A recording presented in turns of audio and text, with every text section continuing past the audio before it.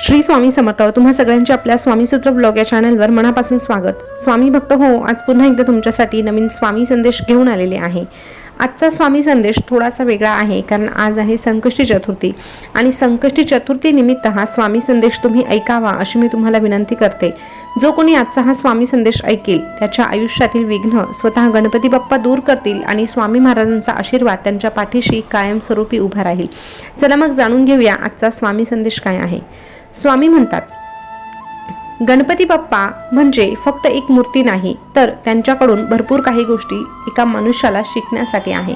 आणि प्रत्येक मनुष्याने जर गणपती बाप्पांच्या त्या गोष्टी बघितल्या आणि त्याचं अनुकरण स्वतःच्या जीवनामध्ये केलं तर ती व्यक्ती कधीही अपयशी ठरणार नाही. अशा व्यक्तीला कोणीही हरवू शकत नाही.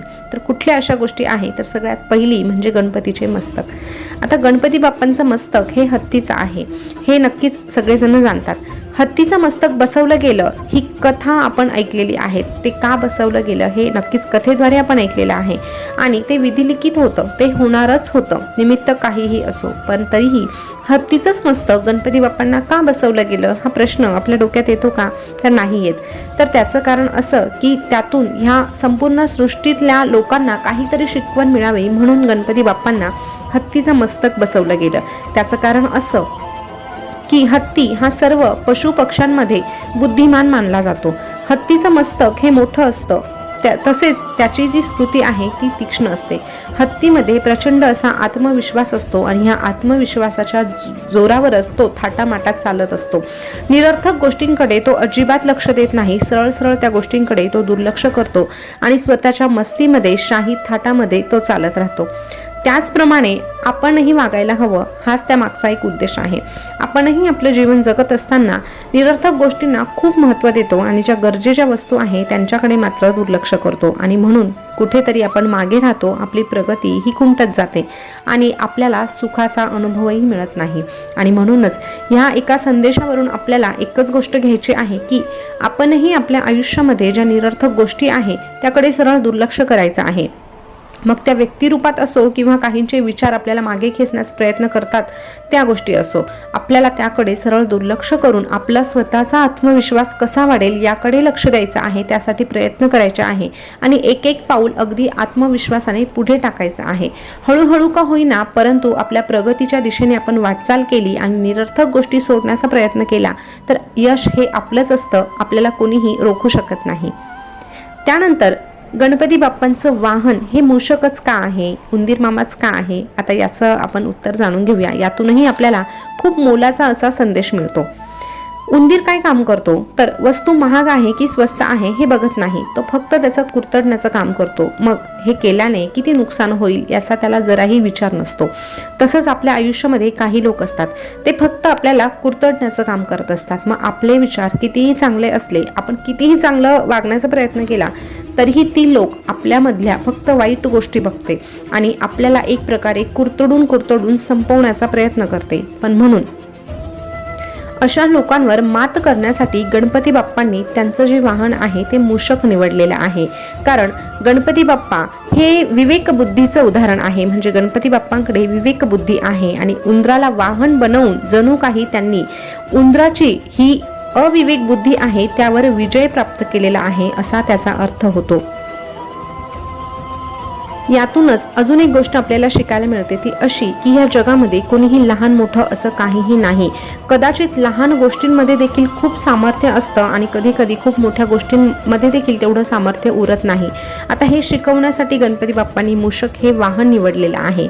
आता गणपती बाप्पांनी ठरवलं असतं तर हत्ती, वाघ, घोडा यापैकी काहीही निवडलं असतं, परंतु गणपती बाप्पांना कदाचित ही शिकवण द्यायची असेल की या जगामध्ये लहान लहान गोष्टींना देखील तितकंच महत्त्व आहे. वेळेवर लहान गोष्टी देखील आपल्याला उपयोगात येऊ शकतात.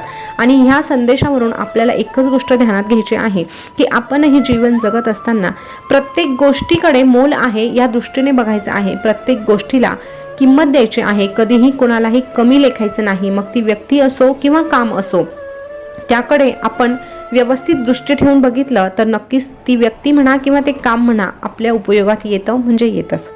त्यानंतर गणपती बाप्पांचे कान. आता हे वाक्य आपण ऐकलं असेल की गणपती बाप्पांचे कान म्हणजे सूपासारखे. आता सूप हे तुम्हा सगळ्यांना ठाऊक आहे. आता आधुनिक युगामध्ये सूप हे मागे पडत चाललं असलं तरीही सूप कसं असतं हे आपल्याला माहीत आहे. सूपाचं काम काय असतं हे देखील माहीत आहे, तरीही थोडक्यात सांगते.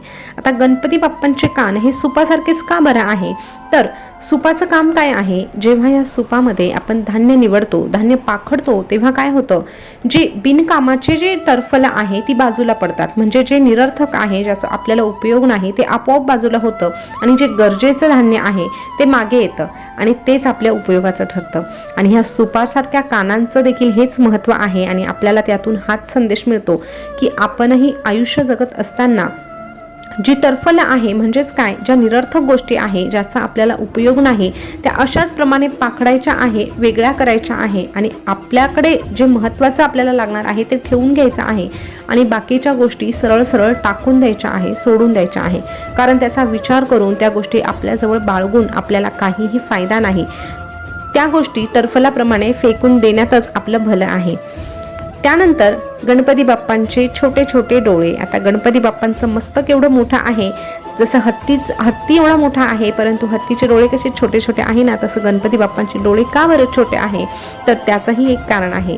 गणपती बाप्पांचे डोळे जरी छोटे असले तरीही ते छोटे छोटे आणि बारीक बारीक डोळे सूक्ष्म वस्तूही पाहू शकतात. आणि आपल्याला कदाचित हेच शिकवण्यासाठी असे डोळे आहे की जीवन जगत असताना, वाटेवर चालत असताना सूक्ष्म गोष्टींकडेही बारकाईने बघायचं आहे. प्रत्येक गोष्ट आधी तपासून बघायची आणि मग त्यावर निर्णय घ्यायचा. कारण हत्तीला जर अशी सूक्ष्म दृष्टी नसती तर कदाचित त्याने त्याच्या अवाढव्य शरीराने सगळ्यांना पायाखाली चिरडून टाकलं असतं आणि सगळ्यांचं नुकसान झालं असतं.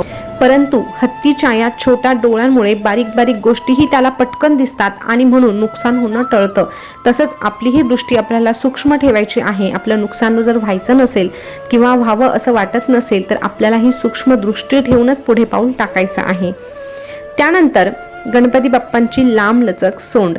आता हे बघा, गणपती बाप्पांची मूर्ती म्हटलं तर खूप आकर्षक असते आणि ह्या आकर्षकपणाचं एक जो अवयव आहे तो म्हणजे सोंड. परंतु ही जी लांब सोंड आहे ती आपल्याला काय शिकवते, तर आपली दूरदृष्टी ठेवायला शिकवते.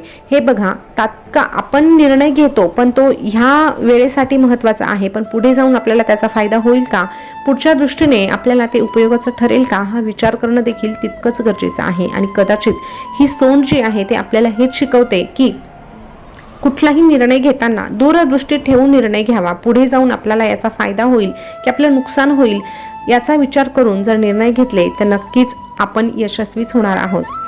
त्यानंतरचं शेवटचं म्हणजे गणपती बाप्पांचं पोट. गणपती बाप्पांचं पोट आपल्याला खूप मोठं दिसतं, परंतु हे पोट मोठं का आहे हे आता आपण जाणून घेऊया. गणपती बाप्पांचं पोट फक्त एवढ्यासाठी आहे की आपण ज्या काही गोष्टी ऐकतो त्या कानाने ऐकून आपल्या पोटामध्ये साठवून ठेवायच्या. बघा, बऱ्याच जणांना सवय असते, आपण म्हणतो माझ्या पोटात काहीही राहत नाही. म्हणजे काय, तर आपल्याला कोणी काहीतरी बोललो की आपण ते पटकन दुसऱ्यांना बोलून मोकळं होतो. पण गणपती बाप्पांची ही एक शिकवण आहे की आपण जे काही ऐकतो ते त्याने आपण जर दुसऱ्यांना सांगितलं तर दुसऱ्यांचं मन दुखणार असेल, दुसरे नाराज होणार असतील तर ती गोष्ट आपल्या पोटात साठवून ठेवावी. ती कधीही बाहेर पडू द्यायची नाही. कारण आपल्यामुळे जर कोणाचं नुकसान होणं थांबणार असेल तर ते आपल्याही हिताचं ठरतं आणि त्यांच्याही हिताचं ठरतं. आणि त्यासाठीच कदाचित गणपतीचं पोट मोठं आहे. तर स्वामी भक्त हो, तुम्हाला सगळ्या अवयवांचं जे महत्त्व आहे ते ह्या स्वामी संदेशमधून समजलेलं असेल. गणपतीचं मस्तक म्हणा, गणपतीचं वाहन म्हणा, गणपतीचे सुपासारखे कान म्हणा, गणपतीचे डोळे, गणपतीची लांब सोंड आणि गणपतीचं पोट, ह्या सगळ्या गोष्टी सविस्तररित्या तुम्हाला समजल्या असतील तर हा स्वामी संदेश तुम्हाला कसा वाटला हे कमेंटद्वारे नक्की कळवा. आणि असेच नवनवीन छान छान स्वामी संदेश ऐकण्यासाठी आपल्या स्वामीसूत्र ब्लॉग या चॅनलला आत्ताच सबस्क्राईब करा. तोपर्यंत स्वस्थ राहा, मस्त राहा आणि आपल्या स्वामीसूत्र ब्लॉग या चॅनलवरचे नवीन नवीन स्वामी संदेश ऐकत राहा. धन्यवाद.